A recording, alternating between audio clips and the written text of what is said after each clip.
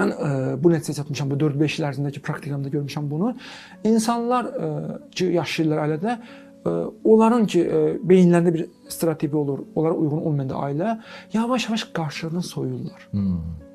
Və ona qarşı bir kin yaranır, nifrət yaranır.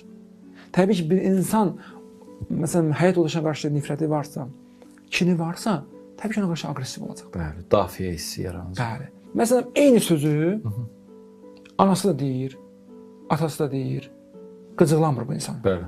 Qardaşı da desə qıcıqlanmır. Amma o sözü həyat yoldaşı desə ona qıcıqlanır. Narahat olur. Bəli. Niyə? Eyni sözdür. Sadəcə anasına qarşı və yaxud atasına qarşı o qıcığı yoxdur deyə onların sözünü xoşluqla qəbul edir. Amma yoldaşına qarşı bir nifrəti var. Çünki keçmişdə elədiyi səhvlər olubdu. O səhvləri də unuda bilməyib deyə. Onu elədiyi hər bir addım, hər bir hərəkət buna qıcıq yaradır. Əsəb yaradır. Narahatlıq yaradır. Əgər bunun dəlilinə getsək ki, yox, o adi bir sözdür. Adi bir hərəkət edir. Bunu niyə mənə qıcıqlandırmalıdır? Niyə mənə əsəbləşdirməlidir? Bunun fərqinə varmalıdır insan.